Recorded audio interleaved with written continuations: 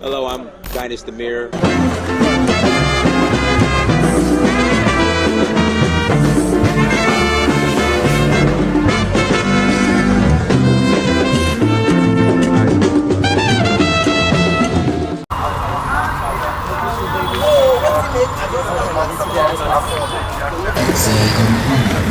unseen belongeth to Allah. So wait, lo, I am waiting with you. Yeah. Now it's like the biggest or central hospital system. It's called Colonial Hospital. So most medical. So it's a science teaching school now, or teaching hospital. So with the College of Medicine and Allied Health Sciences. So this hospital connects to a lot of other hospitals around the country.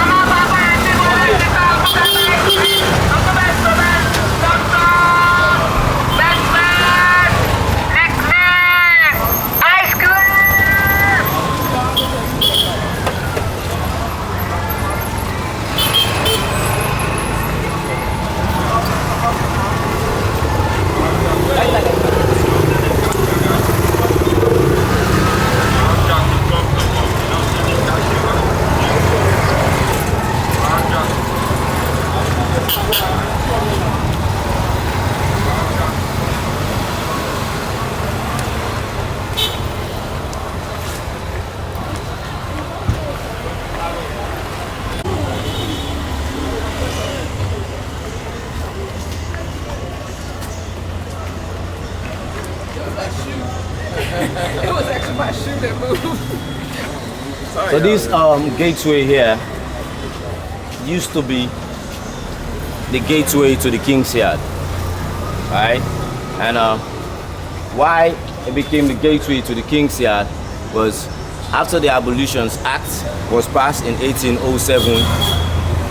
The British established what they refer to as the West African Squadron, which is part of a Royal Navy, patrolling the waters to see that anybody that wants to take enslaved Africans back to the New World, they will capture that ship, bring you into Freetown, go through the Admiralty courts, fine, and then they take the ship and then they empty the Africans on the soil. So they used to process the Africans through these gates. That's why they call it the King's Yard, right? So you come here, if you are, so you serve like an asylum. So if you are sick on board and you come here, they'll give you some treatment, and after that you go through the liberated African department. They might change your name, and then once you pass through these gates, like you're a free man in Freetown. So the liberated Africans, who were the largest group, that's how they came into Freetown.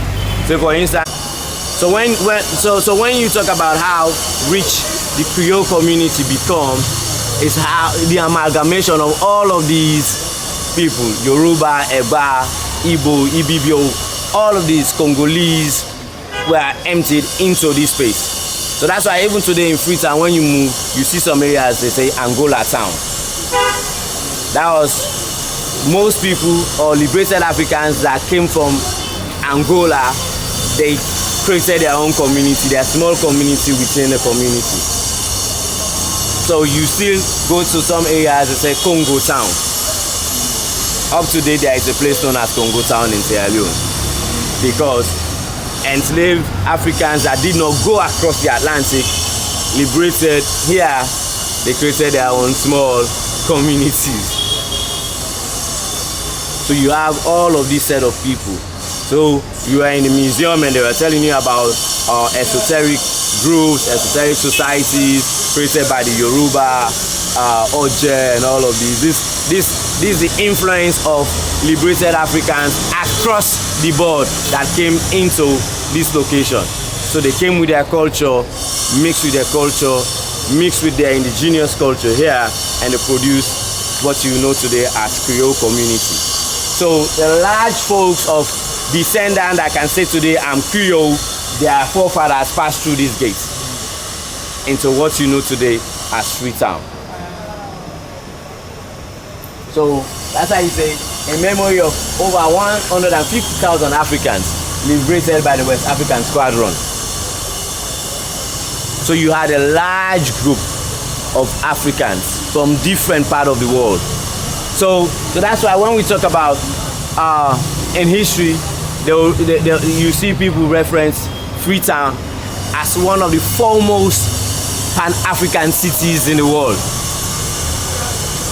because it was a place that a lot of people mixed after the abolition, even in terms of education. So this city was referred to as the Athens of West Africa, because most folks that you see today that were fighting for independence in this part of the region were educated in this town. The first African descent of the Anglican bishop of the Anglican Church, who became a black bishop, was trained in this space. Ajayi Crowther was enslaved, wanted to go across the Atlantic, did not go. A small boy emptied in Freetown. He was in Freetown, did a lot of apprenticeship, studied, became one of the first students to darken the doors of Frobe College. Graduated and later became the first Anglican black bishop. So with the migration of Christianity and movement of Christianity in the Yoruba world in Nigeria, this guy was pioneer to spread Christianity in Nigeria, in the Yoruba community. So this how rich this community was.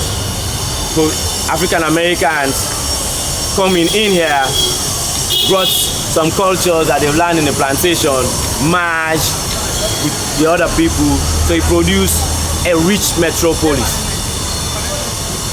So in the 1870s, you'll be talking about over 100 or 200 languages being spoken on this, just in this small town.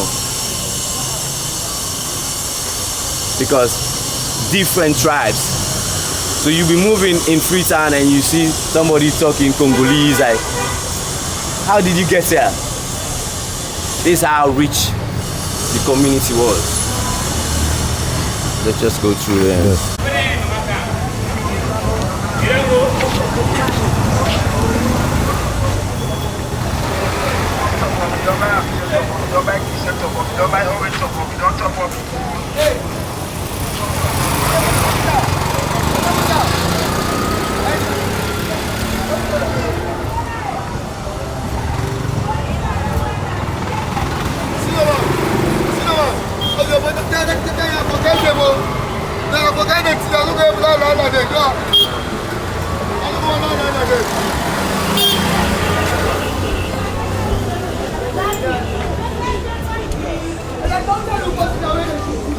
So this area you see is now known as King Jimmy, right? King Jimmy.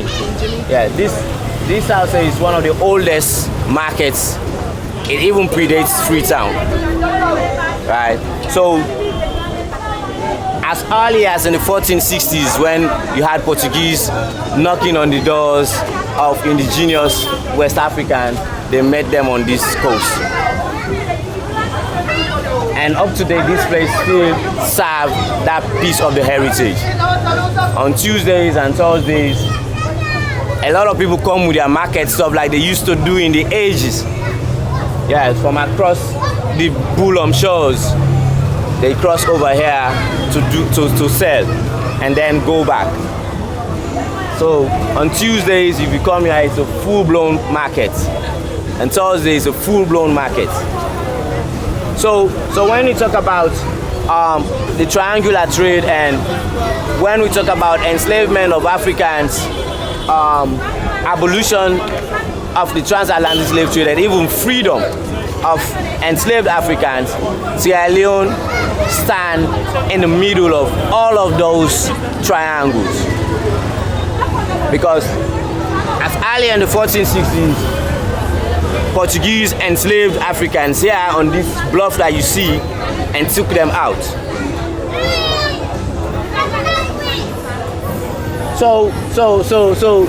And when you talk about return of Africans, they returned back on these shores.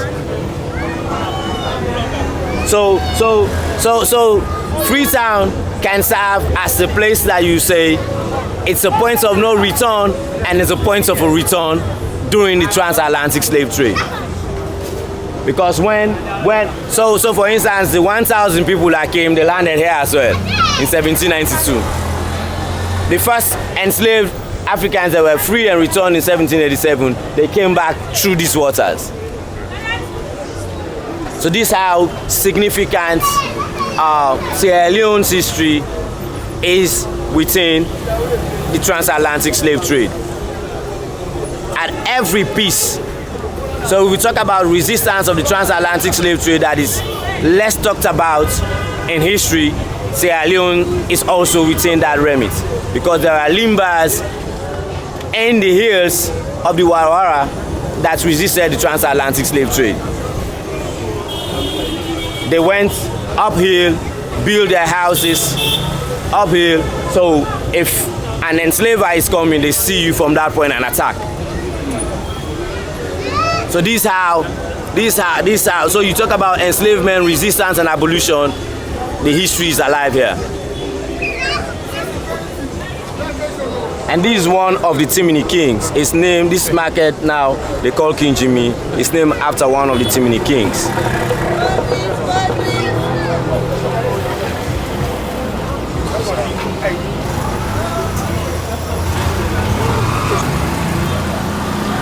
This here is Baibure.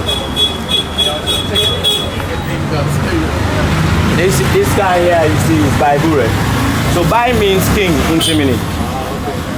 Right, and he was one of the pioneers on the northern side during the Hot Tax Rebellion. This was the Timini king that negated the hot tax. So there was a time when a protectorate was declared over Sierra Leone in 1896. The British instituted what you call hot tax, that Sierra Leoneans and the protectorate will have to pay tax for their houses. And this man said, no, I'm the landlord. How can a landlord pay rent? So there was a whole rebellion back then in 1898 that is referred to as the Hot Tax Rebellion. So Baibure fought against the British in that Hot Tax Rebellion. He was exiled in Gold Coast. Now today, Elmina Castle. So these are places that they were shipping people, exile them, keep them in the dungeons, either later send them to Seychelles. It did the same as well to King Prempeh. So if you go to Elmina Castle in Ghana, you see the history of King Prempeh. King Prempeh was exiled to Sierra Leone before it was taken to Seychelles.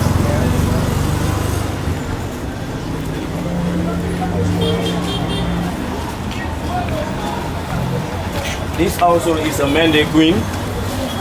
It's a Mende queen, Madame Yoko. She was a pioneer of the traditional female secret society. That the Mende is called Sande and the Timini is called Bondo. Right. So it's the secret society is part of the rites of passage for women graduating into adulthood. So that's the process that the Mendes, the Timinis, it's a wide range of tribes that do that female initiation ceremonies. It's not even only in Sierra Leone, but if you go to Liberia, you go to Guinea, these societies are still there to date.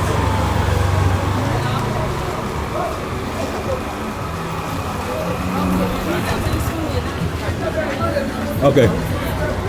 Big markets. I know people might visit there later. Yeah, we'll go after Yeah. So this is a big market.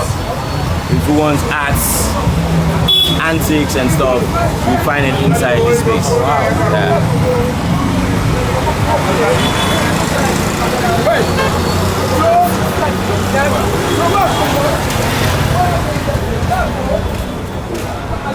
April 2023, we are rolling back to Sierra Leone, and word on the street, more than likely there will be another citizenship ceremony. So if you're eligible for citizenship in Sierra Leone, please visit danfo.africa. That's DANFO.Africa. Again, please visit danfo.Africa.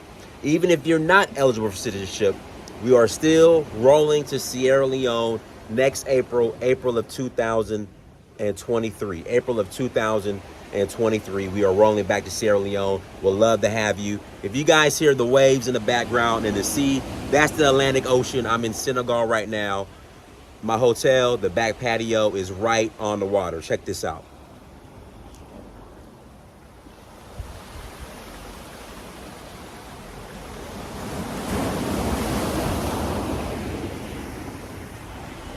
Dynasty Amir, search for Uhuru. Until next time, family.